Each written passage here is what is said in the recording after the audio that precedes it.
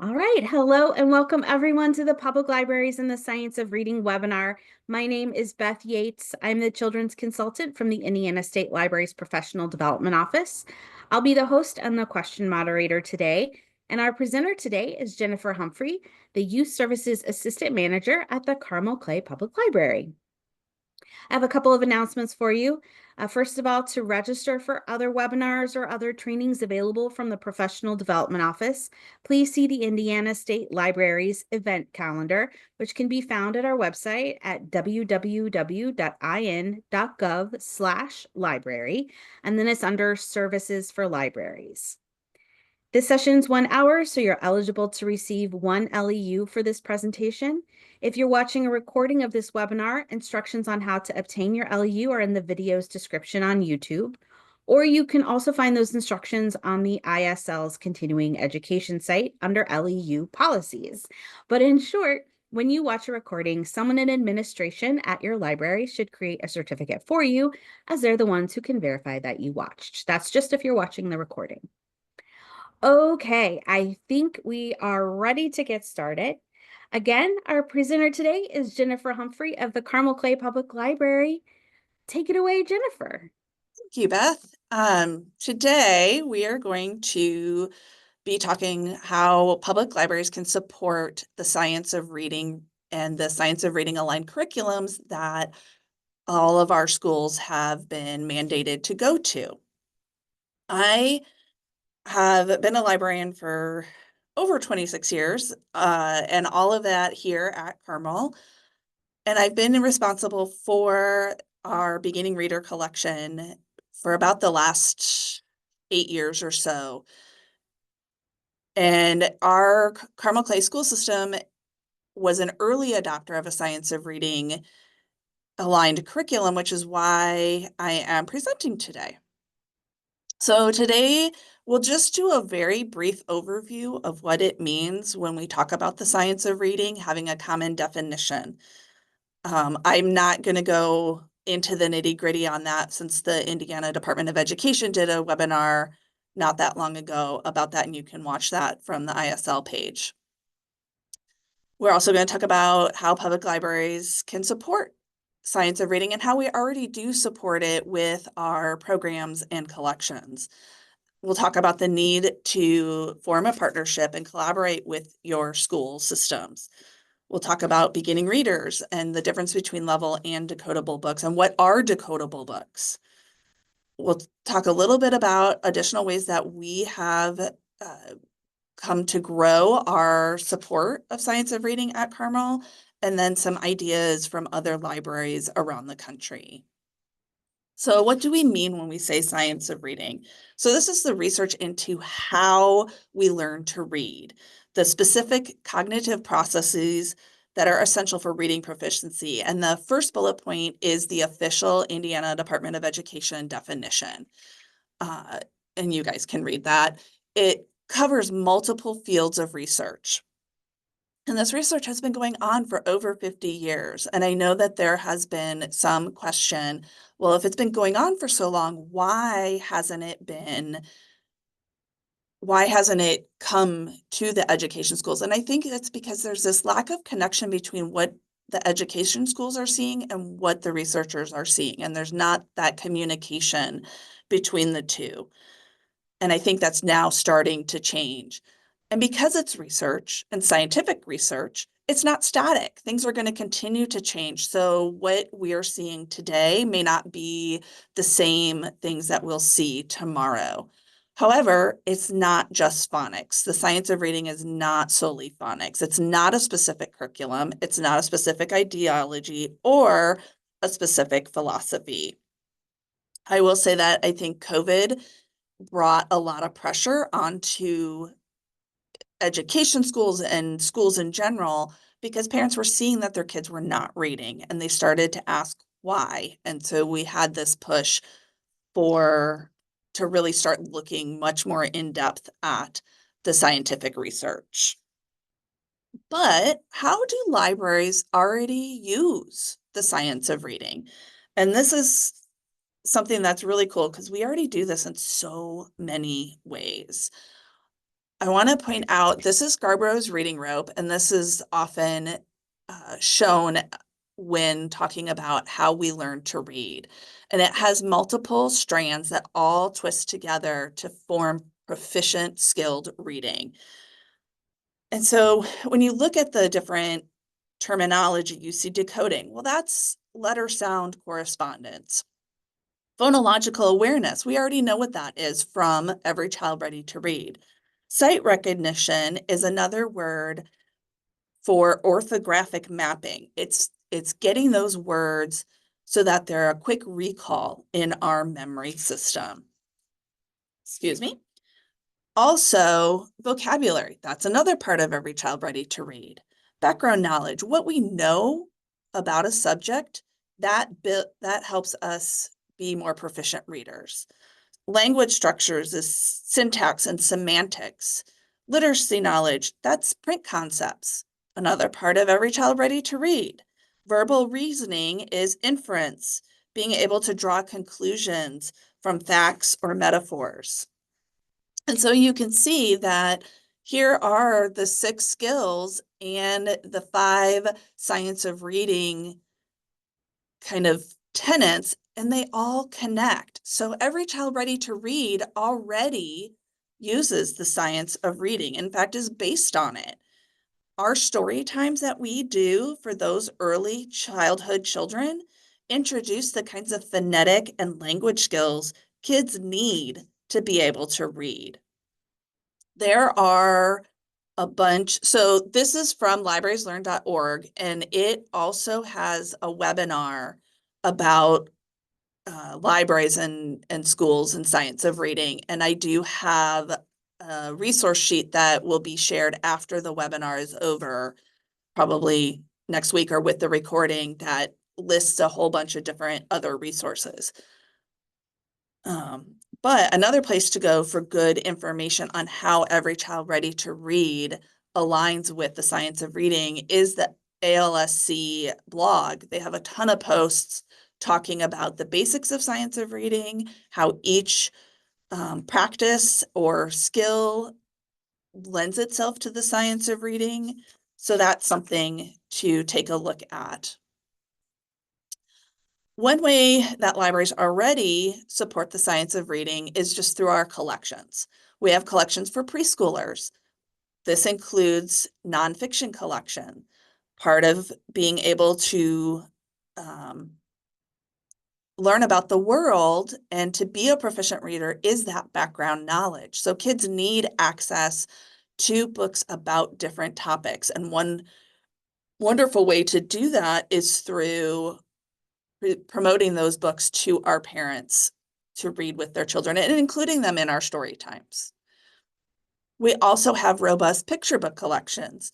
The picture books contain more rare words and introduce vocabulary to our pre-readers. So we are already doing all of these things. So when we're asked what we're doing to support science of reading, these are things that we already do. We do readers advisory. We tell parents, read some nonfiction with your children.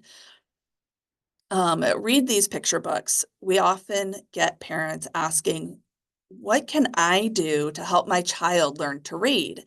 And really the biggest thing is read to them and read to them all sorts of different literature. We also have displays of great books for preschoolers. At least 2 of our displays every month contain books specifically for preschoolers. And actually we have 4 different display sections in our library, and they all pretty much contain books for preschoolers. At our library, we have branded Every Child Ready to Read as Bounce, and we put a Bounce sticker on the spine of every book that is in some way supportive of one of the 5 practices. We even do this with our nonfiction, and this is an easy way for us to tell parents, hey, go look in the nonfiction section, and if you're looking for something for a preschooler, look for that Bounce label. It will help you find something that will build their literacy skills. And this includes the picture books too. Are you looking for a good picture book that might be a little bit shorter, or, have that rhyme, that singing, and talk about all the different characteristics? Look for that bounce label. And you can't leave out your school age kids, and we don't. So we have nonfiction books for all ages, and we have picture books, and we try to encourage the use of picture books in all of our library programs, even those for school age. So the picture on the right is a picture from one of our first grade tours. We try to get every first grader into the library on a tour, and we read aloud usually two picture books. One is Z Goes First, which is what Mr. Garrick is reading. But this year we added a new title called Go and Get with Rex by David La Rochelle. And this one is really good because it promotes finding items that begin with a certain letter. So in it, the main characters are playing a game called Go and Get. And the first thing that they're asked to get is to get something that begins with the letter F. So two of the characters come back. One comes back with a frog and one comes back with a fish. And there's guessing parts involved in it. And the kids love that part. And the dog, Rex, comes back with a duck. And the kids just love it because they're like, wait, duck doesn't begin with an F. But then dog just describes that duck is his friend, and friend begins with F, and so on and so forth. And they go and find different things. I think the letter D and the letter, that was dinosaur and dragon, and M. So there's like 3 or 4 different letters, and that's a great game to play with the kids. Ask them what things they think begin with that they would bring that begin with the letter F. So we also encourage all of our parents, whenever we are doing reader's advisory, to allow the kids reader choice. We want to build their motivation to read, because that is an important part of the science of reading, is the motivation. If they're not motivated, they're not going to read whether or not they can actually physically do the work. And motivation pushes kids to read harder text. Think of the Harry Potter phenomenon just 10, 20 years ago. All the kids wanted to read Harry Potter. And even if that was above their reading level, they were bound and determined to read it themselves. We also provide items in multiple formats. So a lot of libraries already have audiobooks, but we've started adding in Vox and Wonder books, not just playaways, but these have a player on the side of the book, and the kids can see the text and listen to the story at the same time. This is wonderful for dyslexic kids, English language learners. Kids that aren't reading at grade level can read Wayside School like their friends are reading, but they're not forced to read a baby book. They can see the words and hear them and make those connections as they're going on. What else can we do? This is the biggest one. You Hey, have to, Jennifer, I'm yes, sorry, really quick. nope, We have a question that I think is kind of relevant to this area of perfect. the presentation. We have someone who wanted to know, in your school age collections, one of the pictures was captioned "Promote reading aloud, especially picture books." And Yes, he asked, talk a bit more about this. Is this encouraging interpretation on the child's part? My guess is because when you read aloud picture books, you get all that wonderful, rich vocabulary, but yes, yes. So it's, picture books are written for adults to read to kids. And they're a great way they're mentor texts in a lot of school systems. They look for those, and we try to, you can't read aloud a whole chapter book for a program, but maybe you have an art program and you read aloud a picture book biography, or you read aloud nonfiction, or you read aloud a story that takes place in a different country. all of those build on kids' understanding of the world.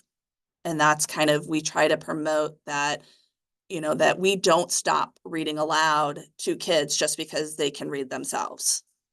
Does that answer the question? Yeah. Oh, Don says, thanks. I was thinking more wordless rather than picture books. Yeah. Ah, And certainly wordless are a great way to have the kids practice talking.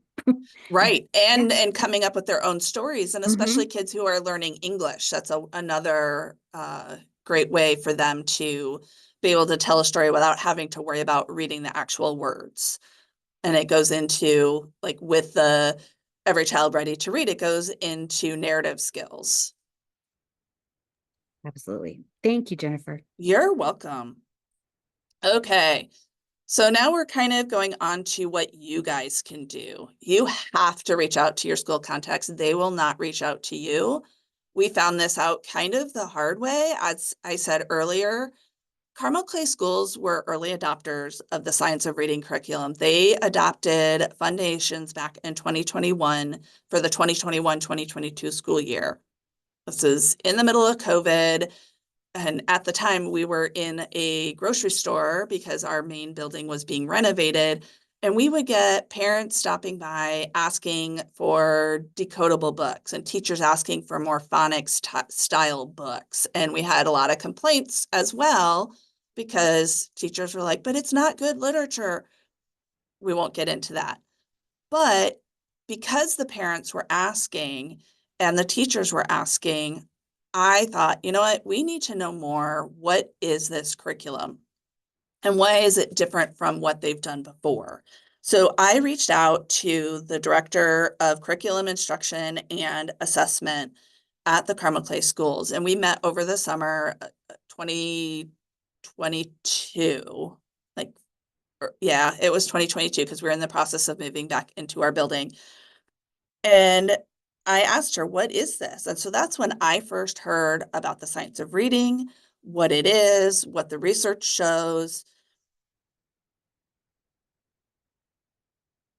And it kind of opened my eyes to reading and how the kids go about it. And I asked her, what can we do to support you guys? And some of what it is not necessarily going to be something that you can do. We are not educators, but we can find out what curriculum they are using. That is super important because every curriculum will have a different scope, which is the topics and areas that are covered within a given school year, and sequence, and that's the order that those topics are taught. On the right-hand side, these are the approved vendors of Science of Reading aligned curriculum by the Indiana Department of Education. So your school should hopefully be using one of these. And each one, as I said, has a different scope and sequence. So the order that letters are taught in kindergarten and their sounds will differ depending on what program that they are using.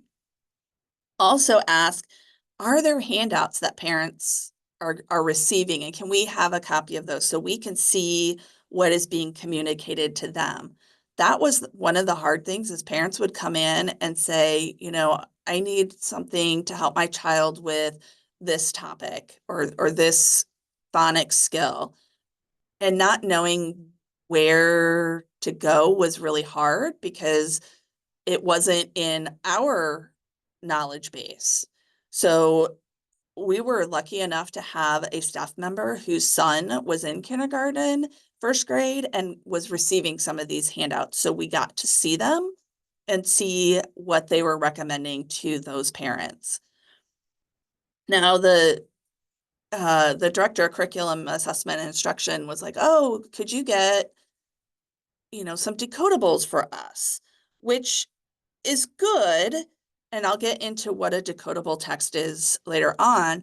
But one thing to keep in mind is not every set of decodables that your schools may want is available to a public institution. It's usually, or a public library.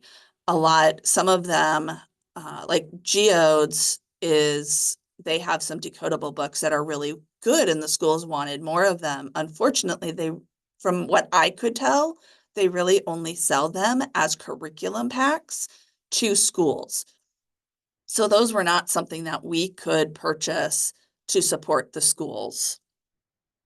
If you don't have a contact within the school system, like the director of curriculum, talk to the principal, talk to your media specialist, talk to teachers, parents, try to get as much information as you can, because the more information you have, the better you'll be able to help parents find what they are looking for.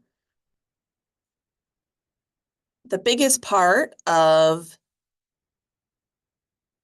your collection, or a important part of your collection, should be your beginning reader collection. And if you don't have a separate collection of those leveled books, you should probably have one, because that really pulls out those books that are geared for kids just learning to read.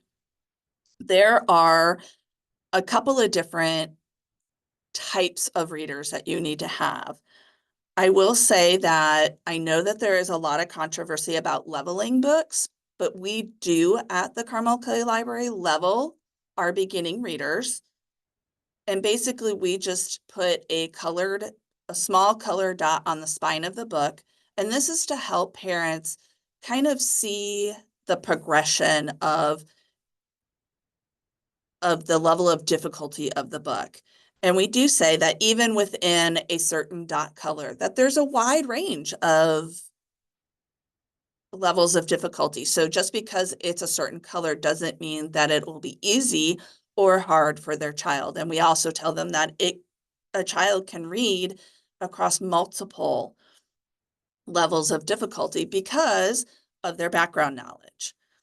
So going on to the different kinds, there are two types of beginning readers. There are leveled readers, which a lot of us already have, because these are the ones that are prevalent and able to be purchased fairly easily. They contain the popular characters like Little Critter, Berenstain Bears, Daniel Tiger, Pete the Cat.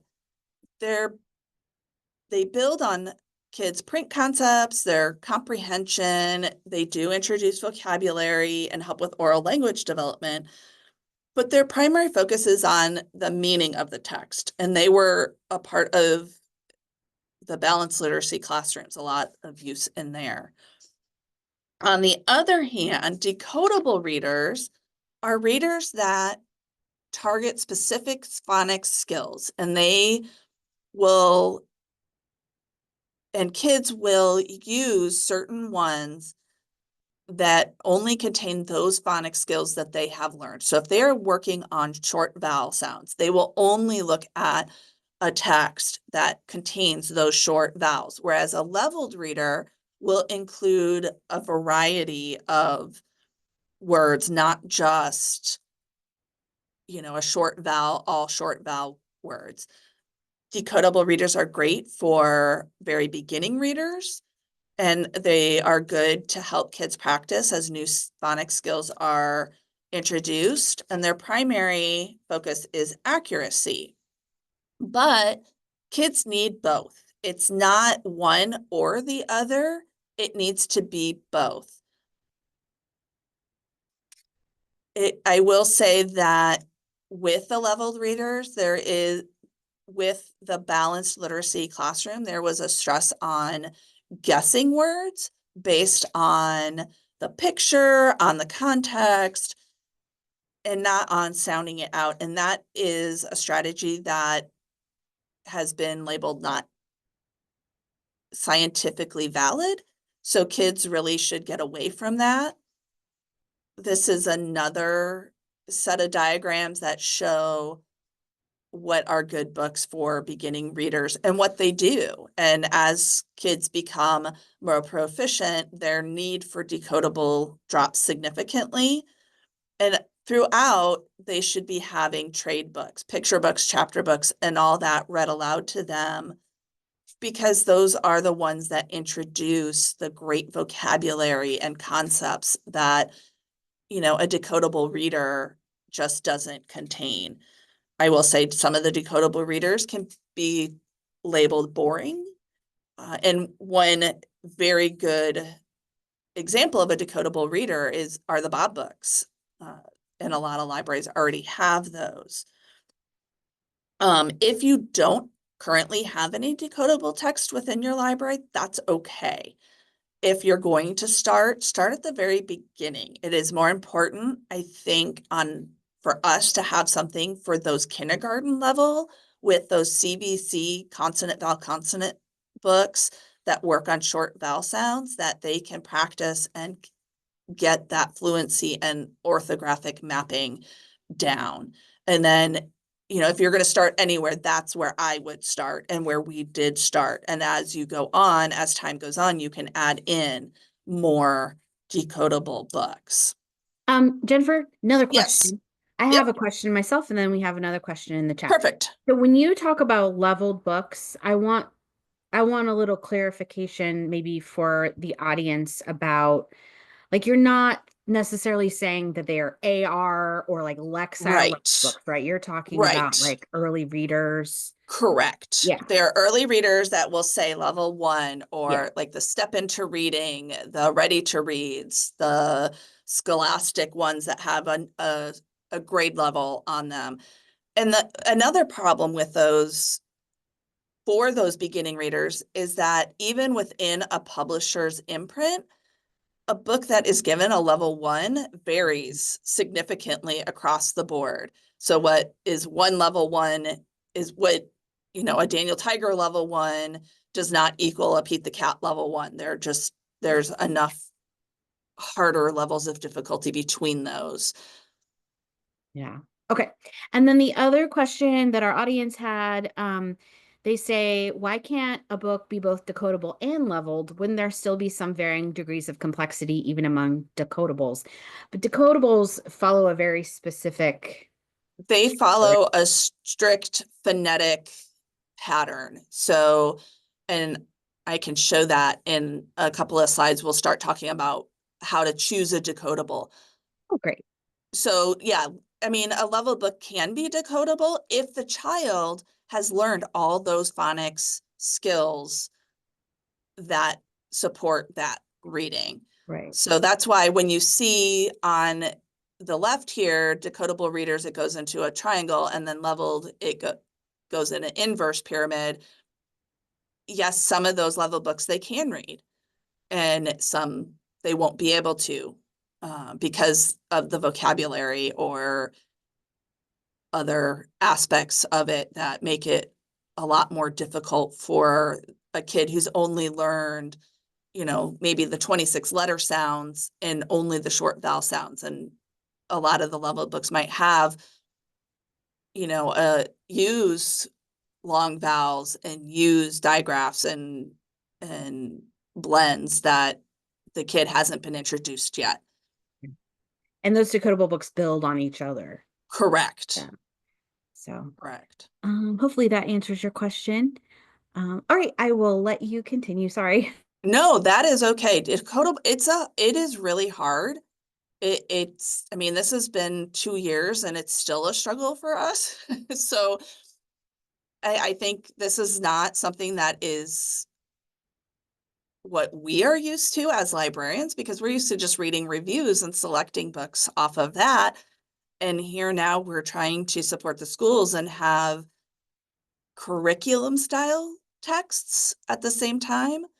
So that makes it definitely a little more challenging for all of us. Another thing that we have done is on our online catalog, we can do book lists. And so we put together lists of books. So if a parent comes in and says, my child's teacher says they need more practice with CVC, with those short vowel sounds, we have a list that we can pull up and easily locate those titles. Same with long vowels, blends and digraphs. There are a couple other phonics skills that are in the process, but we didn't have a lot of books on those, like R controlled sounds. So books that end in ER or have the word AR and OR that changes the sound of the word depending on what other things are around it. We didn't have very many of those, so I don't have that list complete. But that's something that you can easily do without purchasing anything, is creating these kind of lists and looking at your collection and seeing what you already have. And all of these, a lot of these are, well, a few of these are regular trade publications, but have the phonics skills, like the Wet Hen in the CVC book. That's a Bright Owl book that we were able to get through our regular book jobber. So decodables are, some are good and some aren't. Things to keep in mind are, does the text make sense for the kid? Does it contain natural language and syntax? Are the words part of their everyday vocabulary? Does it include high frequency words like the? A lot of, there are some publishers and some self-published books that leave out things like the, because it's not considered a decodable word. But it is a high frequency word, and kids need to have that in their vocabulary. And so when you look at examples without the word the, it can kind of sound stilted and it doesn't sound like real language. And so that can be confusing for kids. I use this as an example because Ike and I'd, yes, they are long I words, but why didn't they use Mike? Why Ike? I don't know anybody named Ike, and I'm sure that most kids do not know anybody named Ike, and I'd isn't a real word. Some kids may not know what Pikes Peak is, or even that it is a specific place. So things like this, just trying to keep in mind while you are looking for decodable books. You really want a lot of repetition so that they have practice across the board with the same words throughout. So it's not like they're only seeing the word hike on one page and not like 3 pages in when they're talking about it again. Even if the books don't continue to follow your scope, the school scope and sequence, it's still good to have them, just to have ways for kids to practice. And you might have to figure out where on their sequence it belongs, or kind of take a look and, like we do with all of our books, is this something that you think your child could read? There are more trade published decodable books coming out. The publishers are starting to jump on the bandwagon. So these are some of the examples of books that we currently have in our collection. Some are better than others, but overall, they are pretty good. So these are just some of the different ones. And there's also, Scholastic has some. They have the Laugh-A-Lot Phonics, Dog on a Log. She's very, the writer of that is very, what's the word? Invested in getting kids to read and having decodable books. There are also non-decodable phonics books these are books that contain words that kids would not have been introduced to the phonics skills for, but can help build their knowledge of phonics. So Sharing Jam and Ham works on the am word family. And then you've got cute, the sound of long U. So you're working on words that have long U. Grasshopper, or is it what? Grasshopper put out the Fairy Tale Phonics series. And so these are retellings of fairy tales that focus on different phonics skills, but the books themselves are not decodable. So these are just some of the different non-decodable books. How do you know where to find quality decodable books? There are so many out there. There are some that are free, um, some that are free online, but I've found a few resources that can help. So the Measured Mom, the main author of this blog, and it's a group of former teachers. She was originally a balanced literacy proponent, and she switched to Orton Gillingham, which is a science of reading aligned curriculum, specifically originally for dyslexic kids, but she is all a proponent of science of reading. And her list is really kind of neat because she goes through and she looks at individual series and publications and tells you what they're good, why they're good, why they may not be good. Um, she looks for things that are diverse, which is really nice. So this list is one place that I was able to kind of get a review of some of the decodable books because they're not necessarily reviewed where we normally find them. Teach My Kid to Read is a organization. They want to bring decodables into libraries. They want to bridge that literacy gap.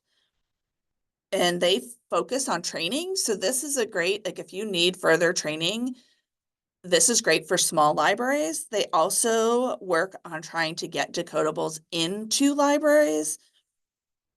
And they're good at also educating parents and all of that. They have a pretty detailed list of decodables.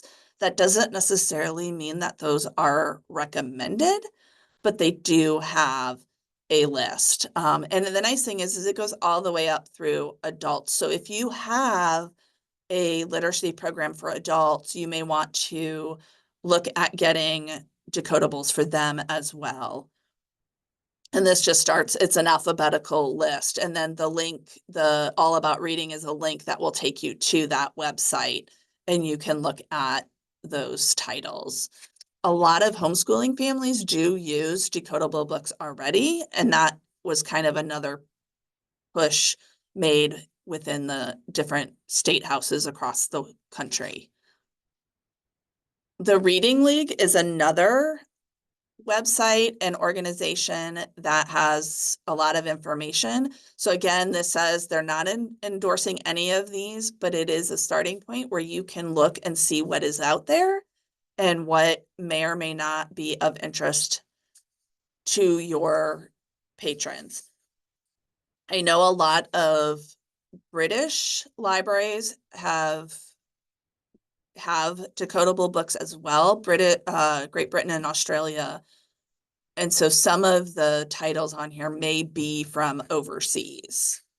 And so you do have a little bit of spelling differences.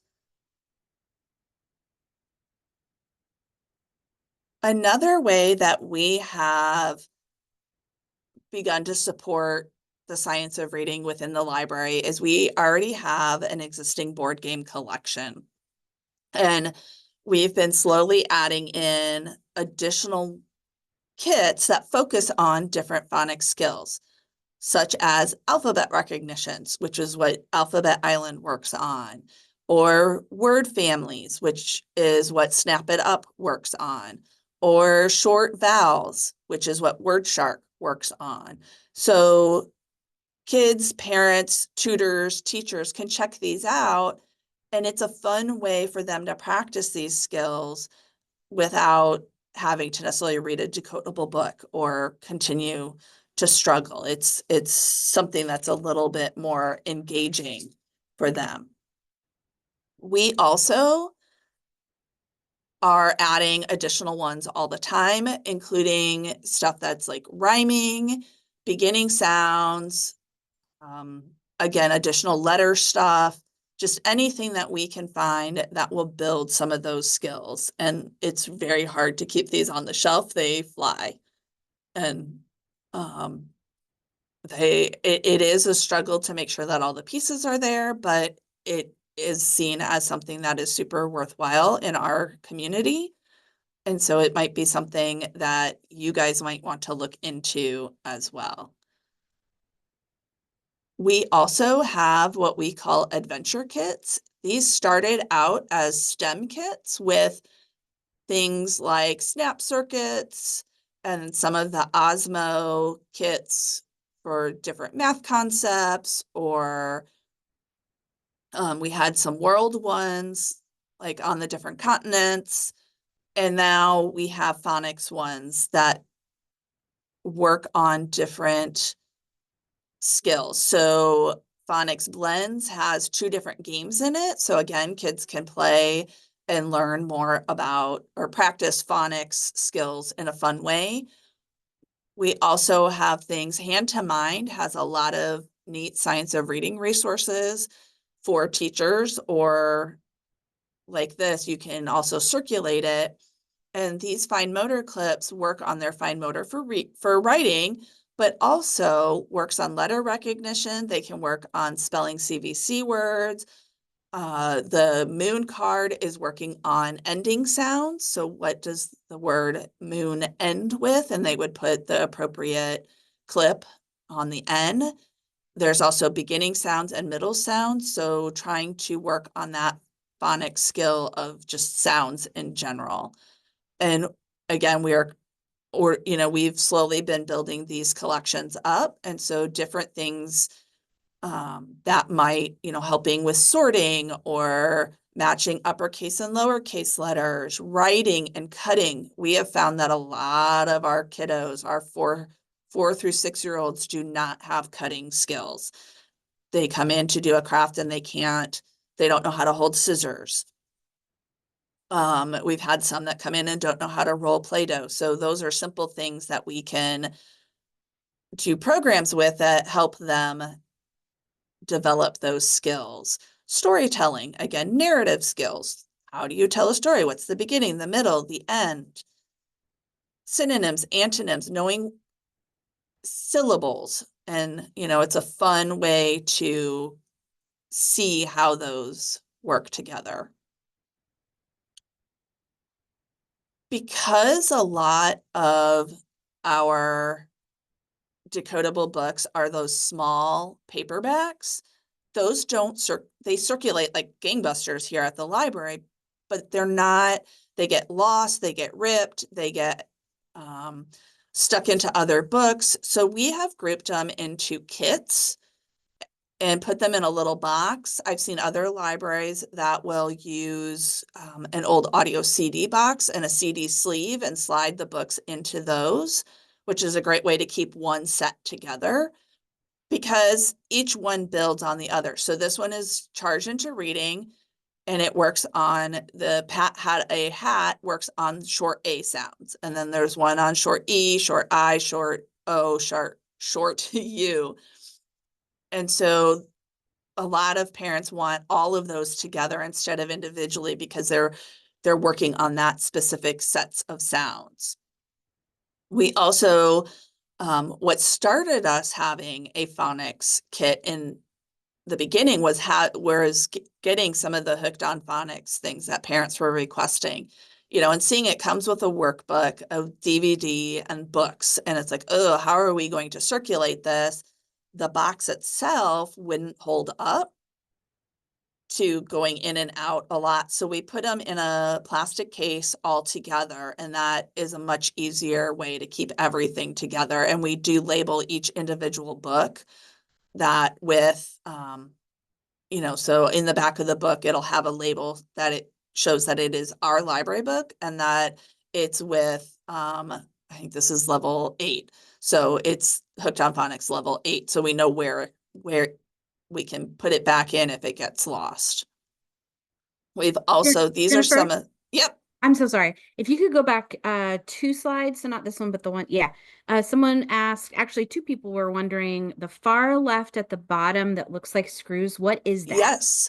So those are just letter screws that we found on Amazon. They have it's a screw and a nut, and the screw part has the uppercase letter and the nut has the lowercase letter, and the kids are to match upper and lowercase letters. And I just grabbed that clip from Amazon. It was something that we found on Amazon.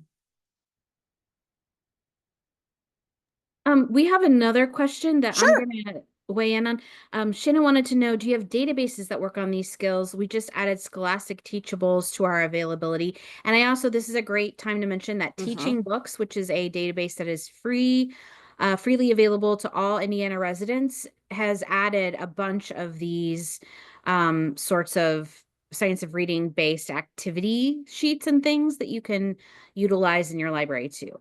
So, Right. anything else you want to add to that, though, Jennifer? We don't have any. We've got, some of the things for older kids, but we don't like World Book and that kind of stuff, but nothing at this time with the phonics skills. Most, a lot of what we want to work on with them is play-based as opposed to worksheet-based. So we don't, but we can always refer parents to teaching books for that. And I have uh, another resource to share later on that also has resources, worksheets and stuff that you can share with parents. Great, thanks. We do have a few other questions, but I'm going to hold those to the end. Okay. So phonics kits, these are some of the other ones that we would like to purchase that help support the Fundations curriculum. The nice thing about the high noon, those are geared older. So this set, the Magic Belt set, is really geared for ages 9 and up. So those kids that are struggling. So that's the other aspect.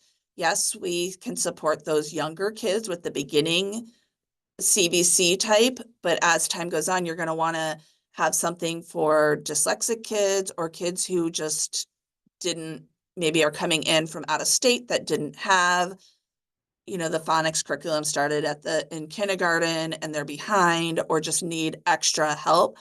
They might still work on CVC, these books, but the storylines and the concepts are much more detailed and geared towards an older audience.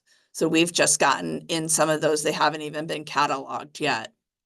I'm in the process of putting the labels together. And so it's not a quick thing. It does take time to get some of these things into your collections. New this year. So, just when we thought we had everything handled with science of reading, they threw us a new supplemental curriculum that works on knowledge building, on content. And it's actually really a neat curriculum, if a little dated. So this is the kindergarten one, and they announced this in May, and I had learned that, the school board sends out an email with information, or I guess the superintendent sends out a newsletter. So I signed up for it, which is how I was able to find out that they were adding wit and wisdom to this year's curriculum, which is good because in there are family tip sheets that include lists of books that are recommended to read. Well, this curriculum was last updated in 2019, which means the books probably were published 2018 or older. And some of them we no longer have. Either they wore out, they were outdated, or just out of print. And so we've been able to work with the schools to try to encourage them and encourage the parents to look at other books, that it's the content, not the specific titles, that matters. So in this, every year the kids, or each grade level, has 4 different topics that they study in a year, 1 per quarter. And each one includes a lot of different things, including nonfiction, fiction, poetry, music, artwork, videos, a whole bunch of different things. And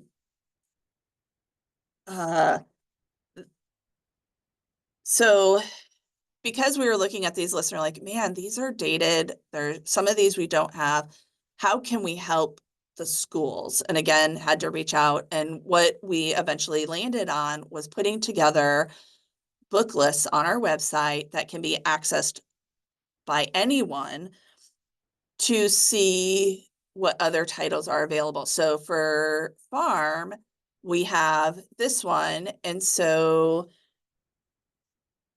they have, these are the titles that are additional titles, not the ones that are on the recommended list. So like Miss McDonald Has a Farm, that was published just this year. It has a diverse character, outdoor farm, indoor farm, another diverse character. A Day on the Farm is an updated DK reader. So just trying to find things to support that. And I did even have to reach out this week because we do have parents coming in and saying, hey, we want these books. These are the ones that the teachers are recommending, therefore they have to be the best. And with them being outdated, like, well, we can see that Amazon has them. Well, they do. They're in paperback. Those don't hold up for a circulating collection, and we can't meet the demand. There are over 120,000 people, well, over 100,000 people in Carmel, and there's 11 schools, and we can't support that many. We just can't meet that demand. But we do have other books on this topic. And so I reached out to Anne and said, hey, what can you ask the teachers to tell the parents that it's the content, not the specific lists? And she even has said that she's in contact with their Wit and Wisdom rep and trying to see if we can't get the lists updated either in a separate list for next year, or Wit and Wisdom might update sooner rather than later, because some of the books are out of print. And if we can't get them, then the families can't read them. Hey, Jennifer, just a quick time check. We've got about 5 minutes. Yep, I am almost done. All right, so other libraries. So I talked a little bit about Teach My Kid to Read. They have the Road to Decode program. And so Chippewa Branch Library, we do not sort ours by level, but they sort theirs by grade level. So you can see they have all the kindergarten books in one bin, first grade in another bin, second grade in another bin, and then the regular leveled readers below that. That's one way that you can organize your decodables. In Nassau County in New York, or Chester County in Pennsylvania, they organize theirs, it looks like, by series. So the different publisher books are all grouped together instead of by level of difficulty. And then Royersford Library organizes theirs by level. I did try to reach out and get some further information about how they level, because their sign for leveling with all the different colors includes Fontes and Pinnell grade level and Lexile ranges. And so I was just curious how they did that with the decodable books that they have. And I don't have that answer, but they do have a separate section. And this is probably my favorite. Gravenhurst, they do a literacy collection that includes games and worksheets, and I think they have sentence strips that they can practice writing on. And her website, gravenhurst.ca/library/collections/literacy-collection, includes a link to the Google Drive with all of the resources she's put together. including an assessment that parents can use with their child to see where they might need extra support. So Facebook pages to follow. Let's Talk Decodable Books and Literacy Resources. That's a good one for looking to see which decodables fit which scope and sequence of which curriculum. Again, Teach My Kid to Read. Their Road to Decode program helps libraries find those decodables. If you need more information about Science of Reading, Reading Rockets and the Reading League both have information. And the University of Florida Literacy Institute has a ton of worksheets. They also have webinars that they put together in 2020 about the science of reading, specifically for teachers, but I think is also useful for parents as well. But their printables are pretty amazing. So if you are looking for places to direct parents, there's a free resource right there for you to use. And now I'm ready for additional questions. Awesome. Well, we just had a question about the LEU certificate, and I put the link in the chat, and I will keep posting that periodically if folks continue to comment or, it gets covered up, so it's at the bottom. Some questions that I don't think were addressed is someone wanted to know thoughts on how to partner when there are many schools or many districts that your library is serving. That's tough. We serve 11 elementary schools, so it is tough, but each school is within the same district, so they have the same curriculum.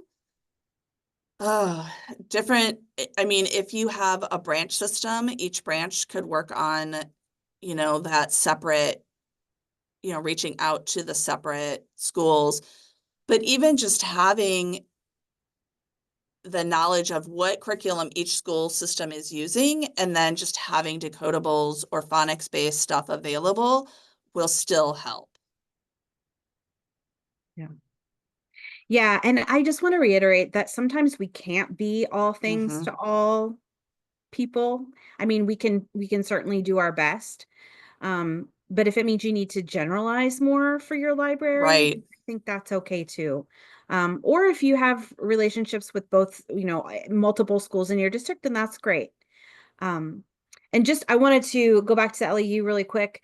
For anyone who missed at the beginning, if you need an LEU certificate, please fill out the form that I've put into the chat, and try to do that in the next 24 hours or so. And then on Monday, probably I'll send your LEU certificate. And for those who are attending live, I will send, along with your LEU certificate, the resources that Jennifer shared with me. And then once the recording is available, I will send that out to everyone also. We have one other question. If you need to leave, that is totally fine. We understand. But if you have time, there was one other question that was asked. They wanted to know, is it common for you to have to involve management when you are starting to do those reaching out to the school steps, or We have been working on building our relationship with the schools for years, and it actually started with a former manager. And so we have tighter relationships with some schools over others, and some we don't have hardly any at all. But, you know, I don't know that you necessarily have to involve management, but they should be aware that you are reaching out because you want them to know that you're supporting the schools. They're, especially like your director, assistant director, they're out in the community talking to these people, talking to the school board or talking to the city county council. And one way they can, advocate is say, hey, we're doing this. We're supporting our education system. And it's good for them to know that we are doing that, because then they can toot our horns. yeah. And I would imagine that step is definitely very dependent on your particular library and the circumstances and how much how large your system is, how much your Mm-hmm. administration wants to be involved in those decisions. It's probably good for them to be aware, for sure. Yeah. Yeah. Yeah. And it's hard because I know that some of you have centralized collection development. That makes it harder to get these things. but you need to at least be communicating with whoever's doing your collection development that, hey, we need to have some of these types of titles and make recommendations. And as I said, some of the regular publishers are coming out with decodable text, which makes it a little bit easier for us. A lot of those, when I first started looking, those weren't available. Those are all new within the last year. 2 years ago, it was like, geez, we have Bob, that's about it. Or we've got these that, well, it's kind of mostly CVC. So they're making strides, and I think it will continue to grow. Great. Well, I want to thank everyone so much, and I especially want to thank Jennifer for putting this together and presenting. It's no small feat. I appreciate her sharing all of the knowledge she's acquired over the past couple of years of working on this. I'm going to go ahead and stop the recording. I will hang out for another minute or two in case we have any last minute questions in the chat. But lots of compliments and thanks to you, Jennifer, for Yeah, doing please this. reach out for any question. I'm happy to help. This is a labor of love for me. So I love getting kids excited about reading. And if we can do it through, decodable books or whatever, I'm happy to help. Okay. Thank you.